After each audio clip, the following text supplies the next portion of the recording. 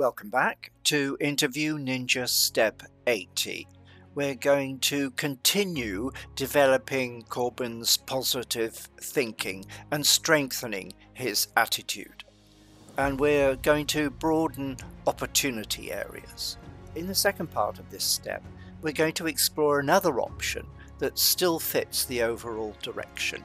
As Corben becomes more tuned in to what he likes and his purpose, he's using the skills he's developed to explore other options that are still within his overall direction.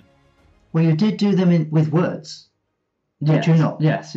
But I couldn't bring myself to say, "Here's my new CV." Okay, all right. But ignoring the piece of paper, because clearly you had a brief. Yeah. But would it be fair to say, in a way, it was a brief for yourself?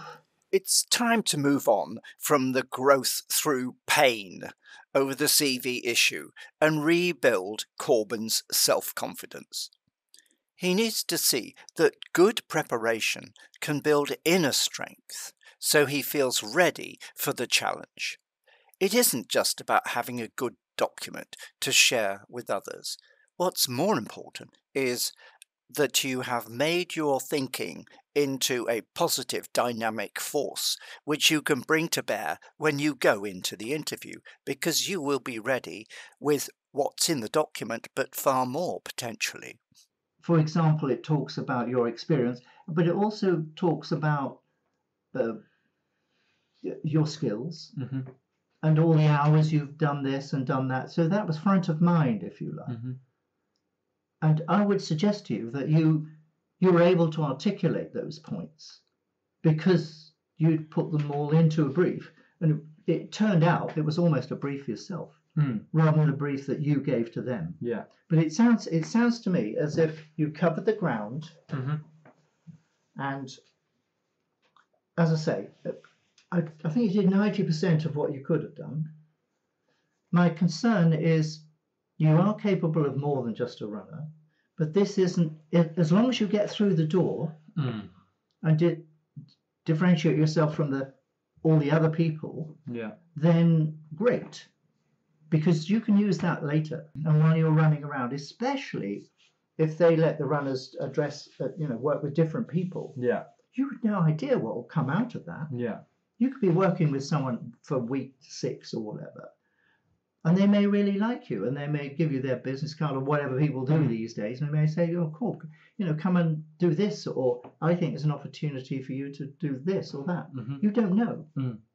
It's a good chance for me to mingle with lots of different people in lots of different areas. There could be bluebirds asunder. It's like walking through an aviary of bluebirds, potentially. All right?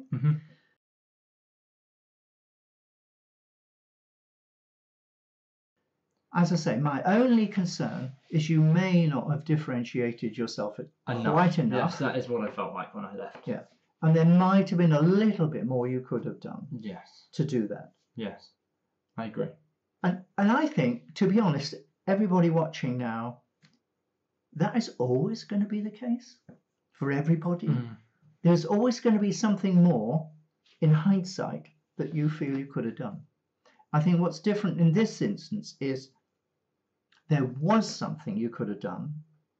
We identified what it was, but it became too awkward to retrospectively, as it were, correct the CV that was done, which says, it starts, "I am 18.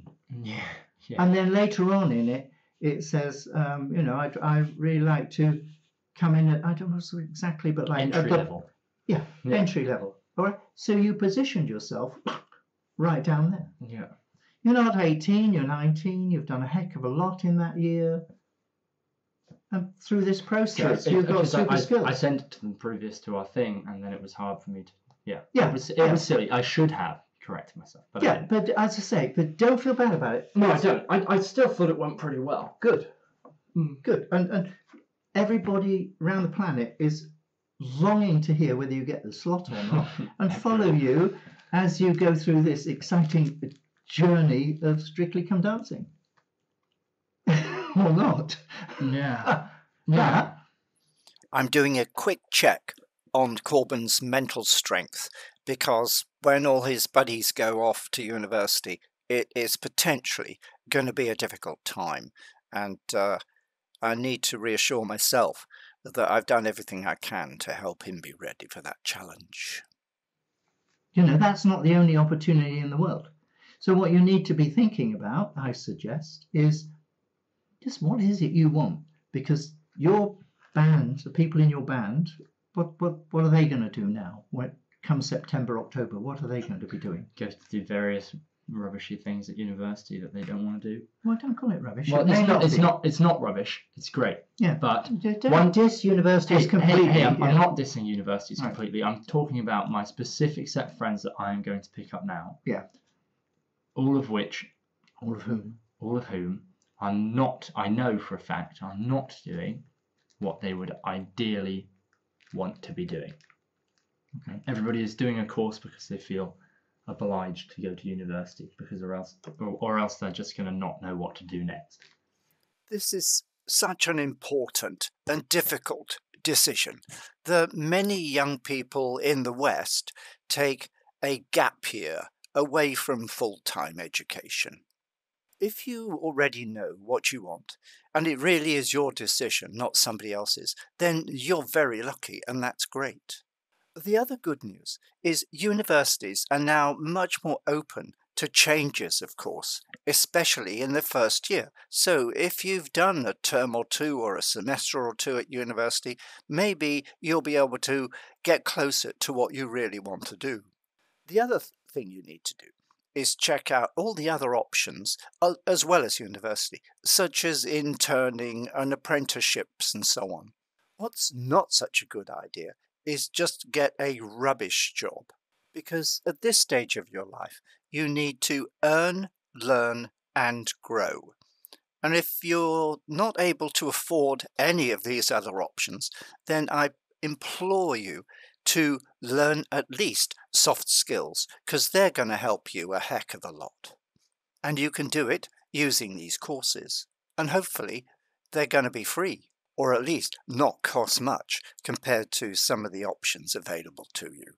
All right, so my last question for today is why? Why are they doing that? Because young people feel like they don't really have a choice.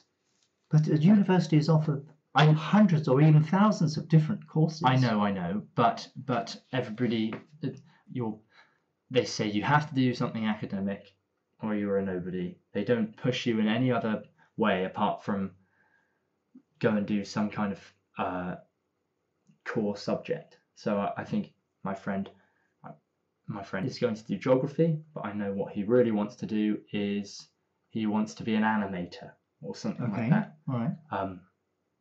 And he's going to geography just because that was the grade that he got highest in at A-level. Okay. My friend is going to do design and technology, but I know that he wants to be either an artist or a musician. So, but again, that's the grade he got highest at A-level, so that's what he's going to do. All right. So geography and design and technology. I just know that that's, if you actually ask them what do you want to do, they wouldn't, like with your life, ideally, they wouldn't say geography. Let's go forward now, 3 years. Yeah. So in 3 years' time, you will have done whatever you decide to do or whatever happens. Yeah. Of course, I'm not dissing university, just to clarify. Yeah. If you know what you want to do, it's a wonderful thing to do. Yeah, exactly. Yeah. And when you go to university, it's okay, you can be doing a course, but if you have other interests, if you feel passionate enough about them, you can potentially pursue them. Mm-hmm. I think the issue is, in this country now, in the UK, you're actually going into pretty deep debt. I mean, in dollar terms, you're talking about 80 or 90,000 for a 3-year course, $80,000 or $90,000 worth of debt. Now, we've done an analysis of what university education costs in the States and other countries. So it isn't just the debt, it's the time. Yeah. And whether you're doing what you need to do. So my suggestion to you now is, I suggest you, in your mind, you think, yes, I am going on a university course, but it's the university course that I am going to set for myself. Yes, that's how I feel in my mind. Yeah. And therefore, you need to work out Yeah. what that university course is. At least year one. Yeah. That's your path. And the extent to which this interview matches and gives you the opportunity, if you get offered this job, that could become the core of year one of your university course. Yeah. And we're talking about the University of Reality. Yeah. Or the University of the Real World. Right. Maybe we're getting a new name. All right. I like the University of Life, but yes, University of the Real World. But Right. I really must go because I am. So we're closing down. Thank you very much, everybody. Yeah. And to be continued, I think. Very soon. Cheers. In fact, Corben was back just 2 days later for another session because he'd had some very interesting news. So I thought I'd add that on to step 80, just 2 or 3 minutes worth of it, and then we'll get into the meat of that in step 81.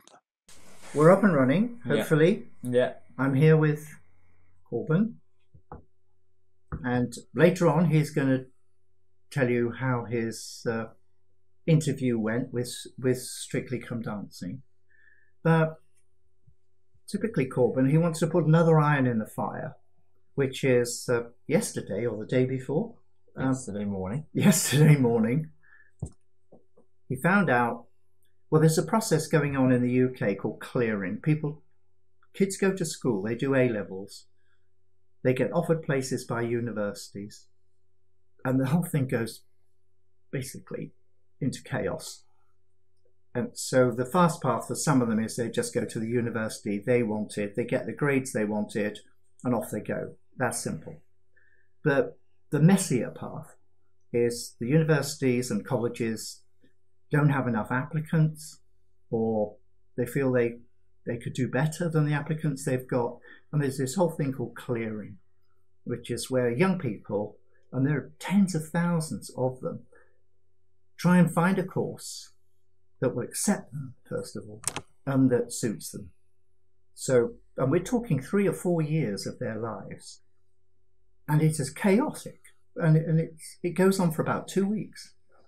It's just, I try to monitor my language with all, really, of young people, just all sorts of stuff. They don't know where they're going to go.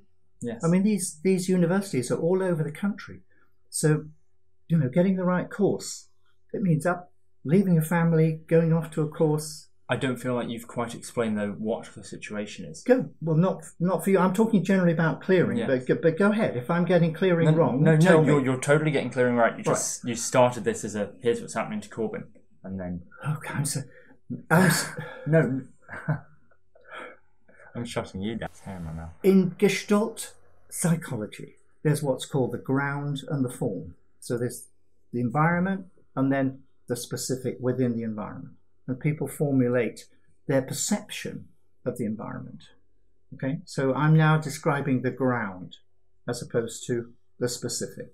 But as usual, we're short of time, so I will bring it very quickly. So Corben has voluntarily joined in this process because he's still in the back of his mind considering possibly going to university.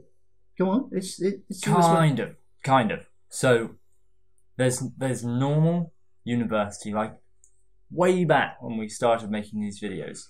There was normal university, like going to Southampton to do physics, or Cambridge to do engineering, or something like that, which was what I was considering at first. I have not gone back and decided to do that. Not interested. There are 2 courses in the UK.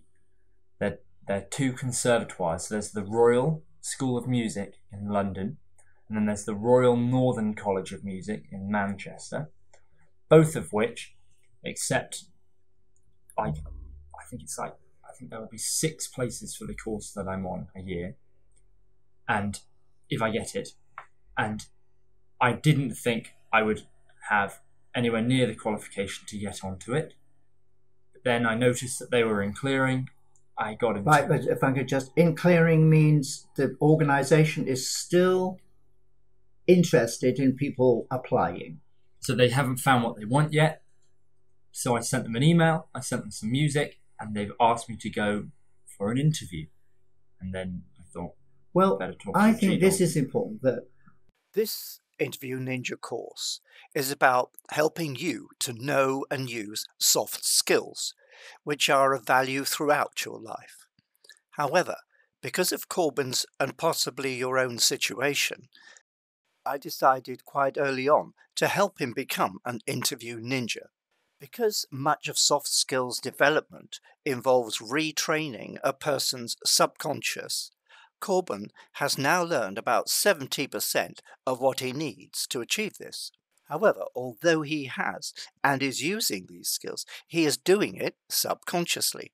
I'm now going to make him more conscious of what he did and how his attitude and self-confidence are working for him. He has, to quite a good extent, unlocked some of his superpowers, and it's important he appreciates what he's done and feels better about it. that's not what happened.